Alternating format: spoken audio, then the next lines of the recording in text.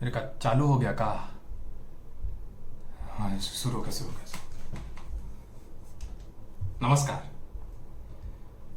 भैया, हमारा नाम धनंजय है, धनंजय दुबे। देखिए, जब हम मंच पे होते हैं, भाषण दे रहे होते हैं तो ज़्यादा लोग सुनते नहीं हैं, धूप की वजह से, गर्मी की वजह से। अब भैया तो सोशल मीडिया का ज़माना है, तो अगर ये वीडियो आप तक पहुंच रहा है तो कृपया करके आराम से अपने सोफे पर बैठकर इसको पूरा देख लीजिएगा। ये विनती है हमारी आपसे। तो भैया, हम पेशे से तो एक सोशल वर्कर हैं, लेकिन अगर नेता भी कहेंगे तो गलत नहीं होगा। बचपन से ही जब हम स्कूल में पढ़ते थे तो भाई, स्कूल की क्या बात करें, वो तो दिन ही कुछ अलग थे। ना पास्ट की फिक्र, ना फ्यूचर की चिंता। जिंदगी में बस तीन ही चीज मेजर होती थी: सुबह 7 बजे उठकर नहाना, टिफिन में खाना, और रात को जितना जल्दी हो सके सो जाना। क्या दिन थे यार। अब ऐसी मजेदार जिंदगी में कौन सोचता है कि बड़े होकर क्या करेंगे, क्या बनेंगे, स्ट्रगल क्या होता है, जिंदगी क्या होती है। वो बच्चा तो बस वो वाटरमेलन वाली इरेजर को सूंघ कर खुश है, बस। अब ऐसे में कोई आकर अगर उनसे पूछेगा कि बड़े होकर क्या करना चाहते हो, क्या बनना चाहते हो, तो आपको क्या लगता है, क्या जवाब देगा वो? भाई, हमारे दोस्त बोलते थे कि इंजीनियर बनना चाहते हैं, डॉक्टर बनना चाहते हैं, बिजनेस करना चाहते हैं। सब हवा में तीर मार रहे थे। अब इन सब में हम एक एक्सेप्शन बन के रह गए थे, क्योंकि हमसे अगर आके कोई पूछता था कि बड़े होकर क्या करना चाहते हो, तो हमारे मुंह से एक ही जवाब निकलता था: हम बड़े होकर एक नेता बनना चाहते हैं। जी, उनकी भी आप ही की तरह हंसी छूट जाती थी, पर हम अपने सपने पर अटल थे। हम शुरुआत से ही पॉलिटिक्स ज्वाइन करना चाहते थे, इस देश के लिए कुछ करना चाहते थे। हाँ, आपको लग रहा होगा कि हम अभी अभी रंग दे बसंती देखकर आ रहे हैं, पर ऐसा नहीं है भाई, ये सच्चाई है। और इस पर लोग हमको अलग अलग रिएक्शन देते थे। कोई बोलता था कि, कोई तो हमारे मुंह के सामने हमको गाली बक के चला जाता था। तो कोई बोलता था कि अरे पागल हो का, पगला गए हो का, अरे ये नेतागिरी विधायकगिरी करना ये सब उनके बस की बात है भैया, जिनके पास बहुत सारा पैसा हो, पावर हो, कोई बाहुबली हो।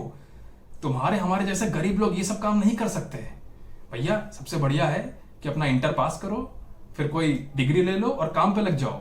अरे जिंदगी सुखी रहेगी तुम्हारी। आपको क्या बताएं कि ऐसे महाअनुभवी ज्ञान बांटने वाले लोगों ने हमारा इंटर तक पीछा नहीं छोड़ा, और उसके बाद भी ससुरे ग्रेजुएशन के टाइम भी हमारे पीछे ही लगे रहे। लेकिन हमारा सपना तो अटल था भाई।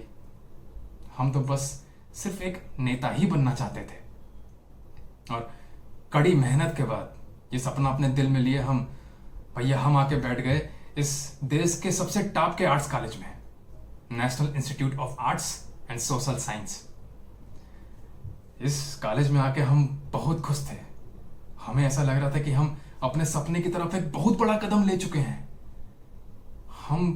हमारी जिंदगी बदल सी गई थी यहां पर आके। अरे हाँ, वैसे हमारा ऑल इंडिया रैंक 37 था, सोचा बता दें आपको। तो भैया, यहाँ पे आके हमारी पहले कुछ लड़कियों से भी बात हुई। पहली बार अच्छा लगा, मतलब अच्छा लगा। और यहाँ बहुत बड़े बड़े फैमिली से लोग आए हुए थे पढ़ने के लिए। कोई बहुत बड़े पॉलिटिकल बैकग्राउंड से था, कोई बिजनेस बैकग्राउंड से था। भैया, हम बैठे मिट्टी के बैकग्राउंड से। वो हमारे पिताजी किसान थे ना। हम यहाँ आने से पहले बहुत खुश थे, बहुत उत्साहित थे। हमें लग रहा था कि भाई, जिस कॉलेज से इस देश का बड़ा बड़ा नेता, बड़ा बड़ा लीडर लोग पढ़ के निकला है, जिस क्लासरूम में बैठा है, जिस कैंटीन में खाया है, हम उसी कॉलेज में पढ़ने जा रहे हैं। उसी क्लासरूम में बैठेंगे, उसी कैंटीन में खाएंगे। हमारा तो जैसे जिंदगी ही बदल गया। हमें लग रहा था कि यहां पे तो देश प्रेम की बातें होती होंगी, लोकतंत्र की बातें होती होंगी, पर हम गलत थे। शायद गलत नहीं, बहुत गलत थे। यहां देश सेवा की बात नहीं होती थी। यहां तो बात होती थी आधा पैसे कमाने की, बेमिसाल पावर की। कोई सीट खरीद के आया था, कोई मंत्री जी की सिफारिश से, और सबका एक ही एम था कि कैसे बस एक एक बहुत बड़ी कमाई वाली जगह पहुंचा जाए, कैसे अपनी पुरखों की चली आ रही उस रेशम की नस्ल को आगे बढ़ाया जाए, कैसे बस एक ऐसी जगह पहुंच जाया जाए जहां हमारे पास 3-4 बंगले हों, 10-12 गाड़ियां हों, पावर हो, पैसा हो। बस हम ये नहीं बोल रहे कि ये सब सोचना गलत है, नहीं, हम तो बस ये बोल रहे हैं कि सिर्फ ये सब सोचना गलत है।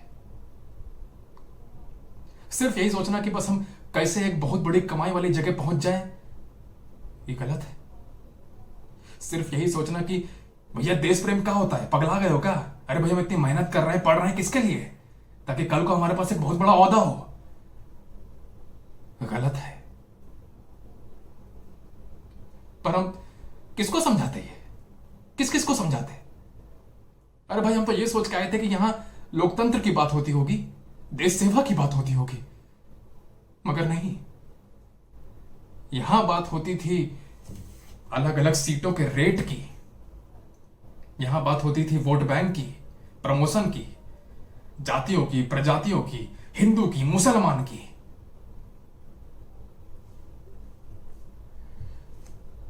हम हमेशा सोचते रहे कि करप्शन एक वायरस की तरह है, जैसे ही कोरोना वायरस, जो कहीं बाहर से आके इंसान के अंदर घर कर जाता है। हम गलत थे। धीरे धीरे हमें पता लगा कि यह कोई वायरस नहीं है भैया, करप्शन तो एक मानसिकता है जो इंसान के अंदर बचपन से ही उसके दिमाग में जो है पनपती है। करप्शन तो एक जहर है जो हमारे हमारे खून में घोला जाता है कूट कूट के, और जाने अनजाने ये जहर घोलने वाले लोग और कोई नहीं होते बल्कि हमारे करीबी, हमारे रिश्तेदार, दोस्त, यहां तक कि हमारे अपने घर वाले। यूपीएससी की तैयारी करते वक्त कोई बाप अपने बेटे को यह नहीं बोलता है कि बेटा मेहनत कर, एग्जाम निकाल, और बलात्कार जैसे संगीन और घिनौने अपराध से इस देश को मुक्त करा। कोई दोस्त अपने दोस्त को यह नहीं बोलता है कि इनकम टैक्स का सबसे बड़ा ऑफिसर बन और करप्शन से सड़ चुके इस सिस्टम को सुधार। बातें होती हैं तो सिक्योरिटी ऑफ जॉब की, रुतबे की, पैसे की, बस।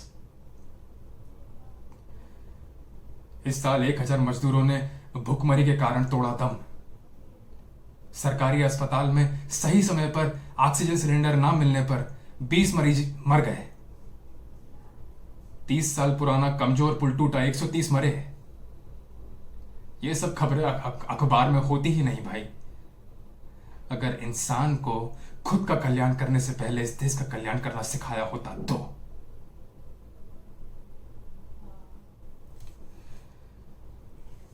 पिछले 10 सालों में हमने बहुत मेहनत की, पर इस छोटे से कमरे में ही रह गए। हम कुछ कर नहीं पाए, कुछ बन नहीं पाए, बस एक मामूली सोशल वर्कर बने रह गए। शायद दलालों की इस बस्ती में हमने सिर्फ अपने देश प्रेम के बारे में सोचा, शायद इसलिए। लेकिन अब लगता है कि ये युवा पीढ़ी कुछ करेगी। शायद अपने से पहले राह चलते मजदूरों के बारे में सोचेगी। शायद अपने से पहले करप्शन से सड़ चुके इस सिस्टम के बारे में सोचेगी। शायद हम रंग दे बसंती देखकर तो नहीं आ रहे हैं, लेकिन उसका एक डायलॉग हमें आज भी याद है। कोई भी देश परफेक्ट नहीं होता, उसे परफेक्ट बनाना पड़ता है। पुलिस में भर्ती होंगे, आर्मी ज्वाइन करेंगे, आईएएस बनेंगे, पॉलिटिक्स का हिस्सा बनके इस देश की सरकार चलाएंगे। ये देश बदलेगा, हम बदलेंगे इसे। नमस्कार।